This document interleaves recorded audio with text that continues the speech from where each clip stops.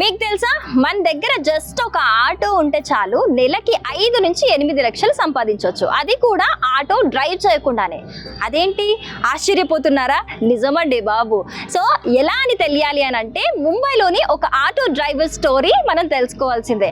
యాక్చువల్గా జనరల్గా అయితే మనం నెలకి అట్లీస్ట్ ఒక 2 లక్షలు సంపాదించడానికైనా ఏవేవో డిగ్రీలు, పీజీలు, లేకపోతే బిజినెస్ ఇన్వెస్ట్మెంట్లని ఏవేవో చేస్తూ ఉంటాము. దానికి లక్షలు ఇన్వెస్ట్మెంట్లు చేసినా కూడా మనకి నెలకి అంత సంపాదన అయితే రాదు.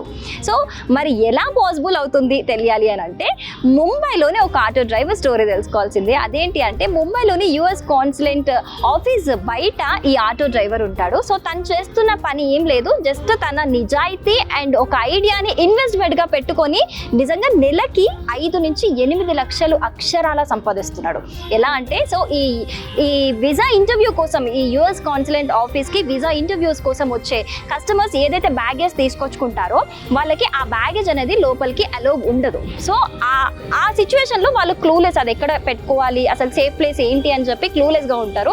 సో ఈ సిచ్యువేషన్లో ఆ ఆటో డ్రైవర్ వాళ్ళ ఇబ్బందిని తన ఐడియాగా మలుచుకొని తన ఆటోలో ఈ బ్యాగేజ్ని ఎవరైతే ఇబ్బంది పడుతున్నారో ఇంటర్వ్యూకి వస్తున్న వాళ్ళ బ్యాగేజ్ని తీసుకొని ఒక్కొక్కరికి 1000 రూపీస్ ఛార్జ్ చేస్తున్నాడు ఒక పర్సన్కి. అలా రోజుకి 20 నుంచి 30 మంది కస్టమర్స్ ఈయన దగ్గర అలా లగేజ్ బ్యాగ్ పెట్టి ఇంటర్వ్యూ అయ్యాక మళ్ళీ ఆ బ్యాగేజ్ని తీసుకుంటూ వెళ్తూ ఉన్నారు.